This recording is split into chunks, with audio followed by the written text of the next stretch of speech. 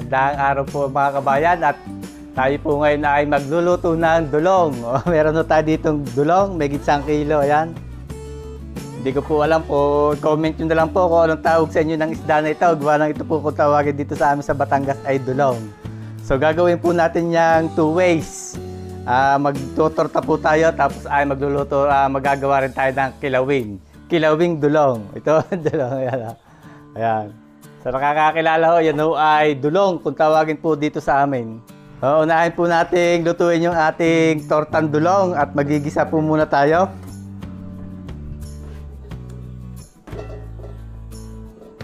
Igigisa po muna natin. Ibalik kalahati lang po nun ang ating gagawin.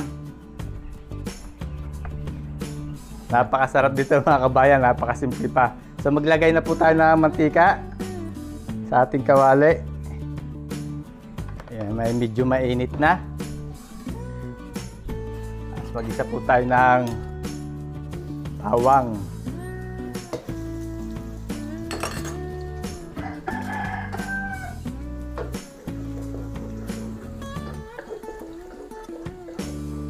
Pinrepare ko na po yung ating mga ingredients. Yan, gumamit tayo ng bawang, sibuyas, kamatis, luya, kalamansi, itlog, tsaka po sili para sa ating kinilaw mamaya.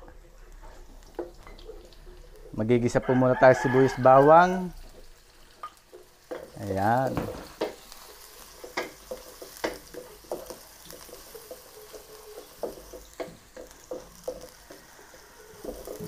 Tapos yung ating kamatis.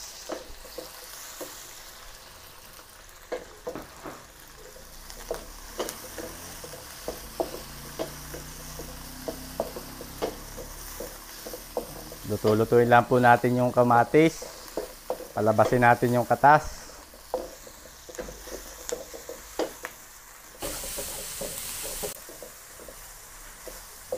Yeah, pag medyo luto na yung ating kamatis, ilagay natin yung dulong. Hatiin natin yung kalahati. Gawin na lang natin kinilaw para maiba naman.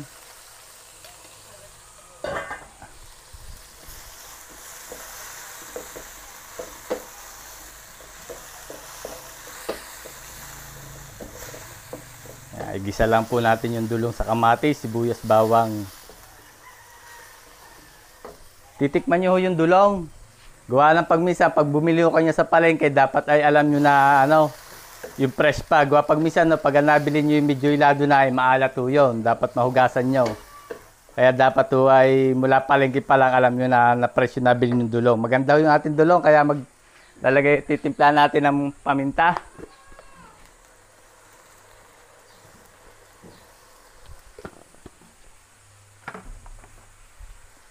Ayan, maglagay din po tayo ng chicken powder.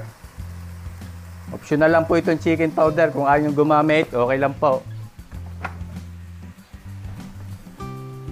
Ayan, tapos gumamit po tayo ng asin. Dahil ang ating dulong ay matabang pa, hindi pa siya nakababad sa asin.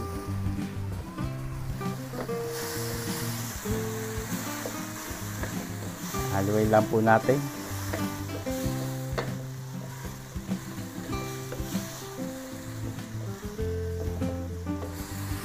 Luto-lutuin lang po natin yung ating dulong.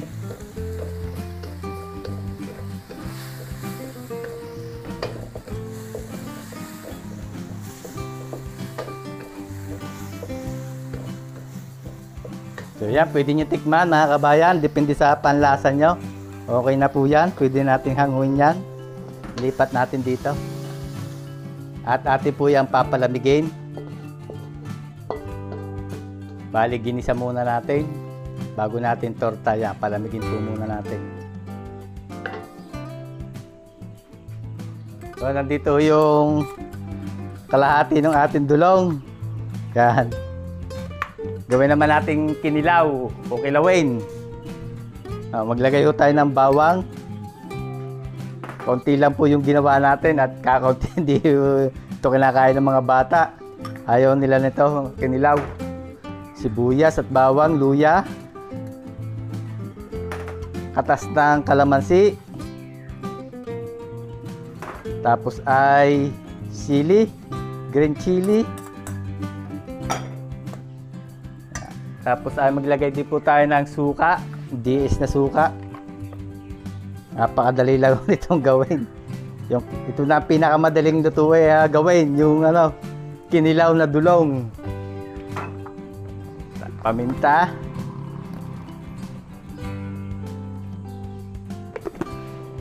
At tapos ay maglalagay din po tayo ng asin. Depende sa inyong panlasa. Ayan. Hindi na po tayo maglalagay ng siling labuyo at baka sumubra ang anghang hindi natin makain. So yun, ganun lang kasimple. Haluin lang po natin to at kinilaw na ito. Pwede rin po kayo maglagay dito ng pipino. Wala lang akong available na pipino ngayon. Ayan, napakadali mga kabayan. Luto na kagad siya. Gawa ng yan Madali yung maluto sa suka dahil sobrang liliit yung dulong. Ayan. Okay na ho yung ating kilawin. Tamang-tama ang kanyang asim at alat.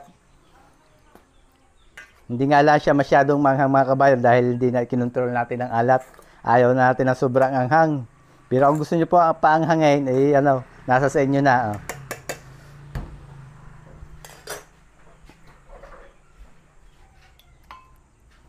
Challenge lang po natin dito yung ating dulong sa malinis na magandang lalagyan.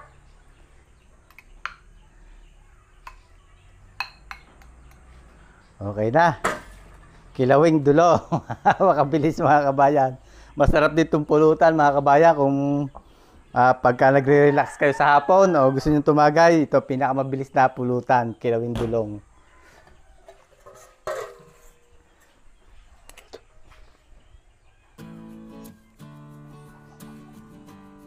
Yan, nagbati lang ho tayo ng itlog. Batihin natin yung itlog.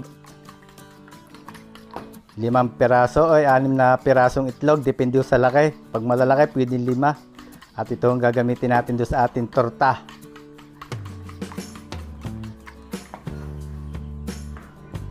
Yan, okay na ho yung ating medyo malamig na. Lagyan na natin ng itlog. Tapos haluin lang po natin. Tortang dulong.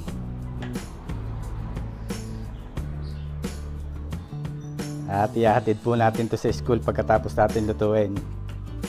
Para may ulam yung mga bata, yung aking mga pamangkin. Okay na yan. Mainit na yung ating kawali. Maglagay na tayo ng mantika. Nausok na. Hinaan natin muna na konti.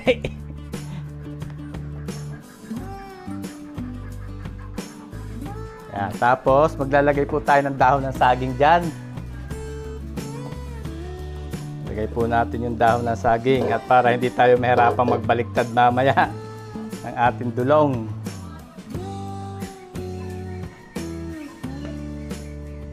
Ayusin lang po natin ang pagkakalagay. Ayan. Medyo makitid ho yung ating dahon pero pwede nyo yung mas malapad ang magagawa nyo para bilog na bilog siya.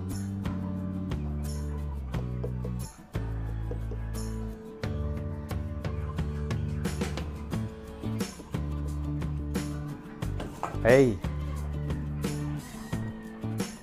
Laksan na ho natin ang apoy. Ayan. Ayan, takalubang po natin. At nating maluto muna. Mamaya papakita ko sa inyo kung paano natin yung babaliktarin.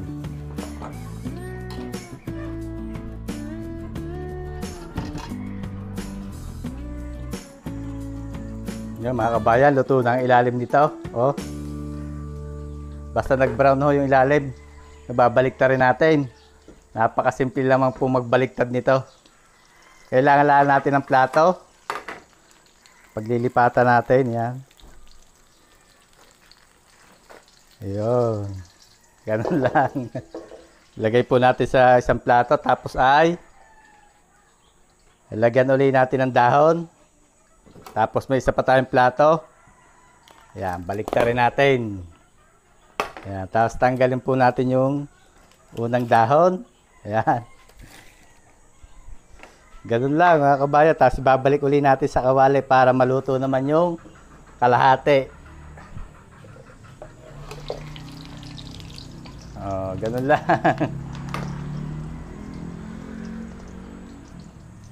Takloban po uli natin. Laksan-laksan uli natin ang apoy. Ito naman po ay luto na. Madali yan maluto. 3 to 5 minutes, luto na yan.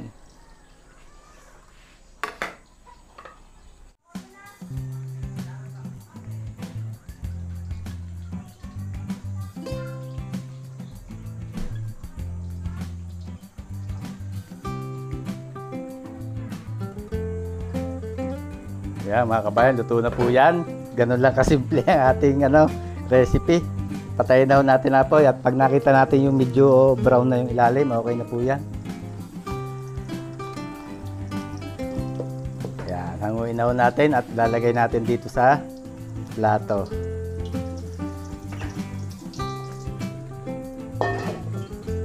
Ayan mga kabayan, ang ating tortang dulong, napakasimple.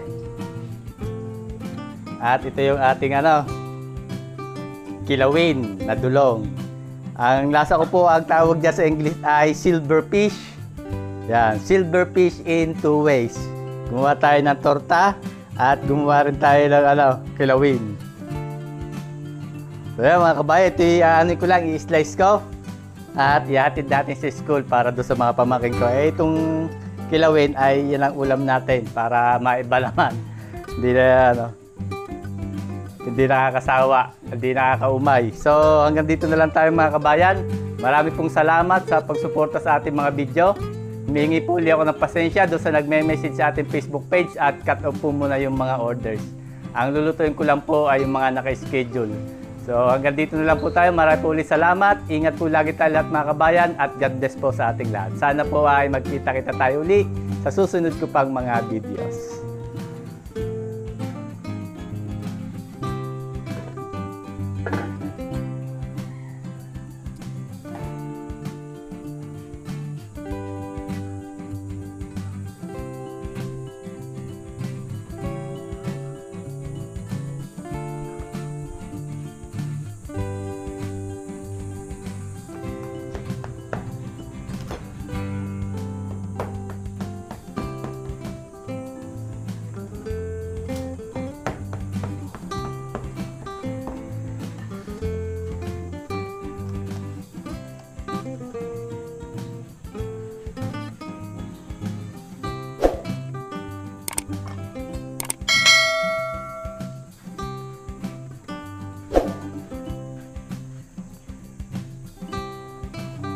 Yan mga kabayan,